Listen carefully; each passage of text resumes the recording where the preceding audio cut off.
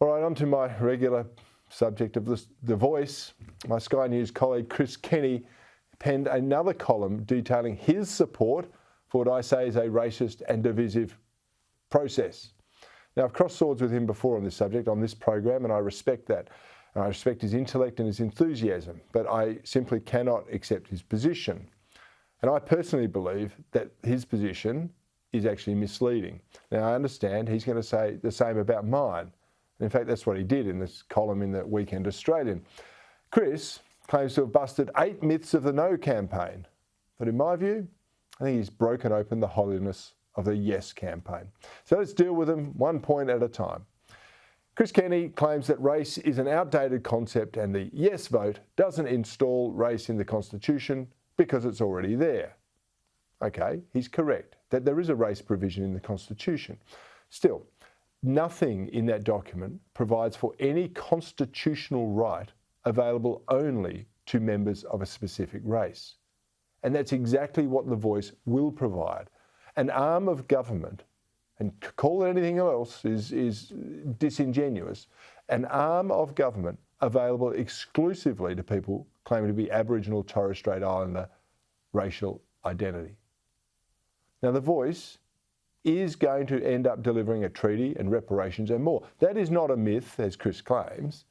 It is clearly the future intent of those who created and endorsed the idea of a voice. And while Chris claims it's going to have no legal effect, I have to say that plenty of learned legal eagles disagree with him. But the truth is, nobody will honestly know about the legal impact until it's actually too late.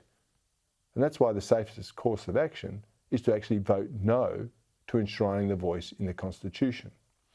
And I should also point out that his fellow Yes traveller, Amanda Vanstone, said the voice would have an effective veto power in her comments on the Uluru Statement from the Heart. Vanstone's comments are in the 25 pages of the government and Chris Kenny claim aren't part of the statement, even though they detail the full intent. You know, that pesky voice, truth, treaty. You've seen the T-shirt that Anthony Albanese has worn.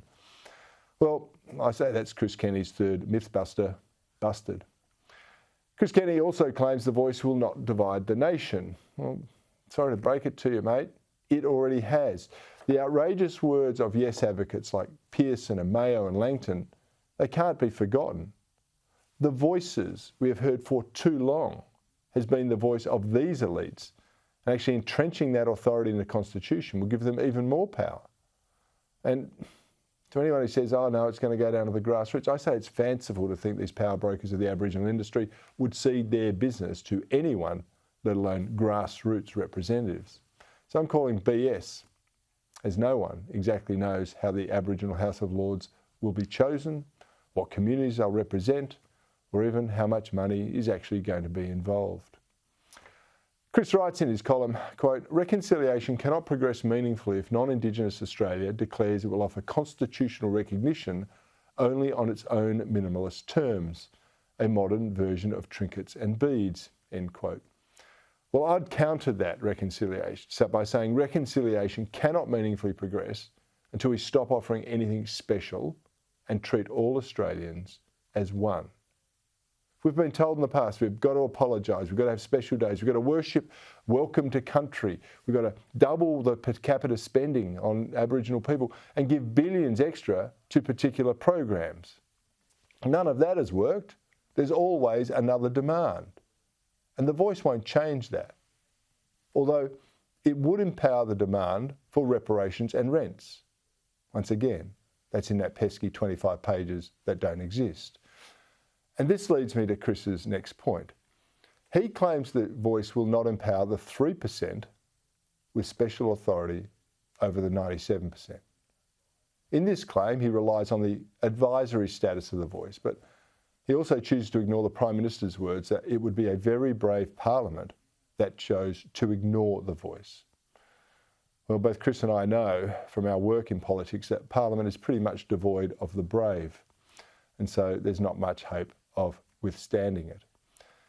And his final statement is that it's a myth that the voice will not fix Indigenous traumas or close the gap. And to defend that position, he invokes the notion of justice, recognition and future safeguards, while admitting no one knows whether it would actually fix current problems. So in that respect, I agree. Current policies have failed. Who knows if the voice would do any better? But in that respect, Chris and the Yes campaign are hoist on their own petard. If we want to be sure that a voice in Parliament would be effective and not result in myriad potential problems that the No campaign legitimately raise, well then the government could simply legislate for it. That way, we wouldn't be experimenting with our constitution and making it into a document detailing the dual privileges afforded to Australian citizens based solely on their racial identification.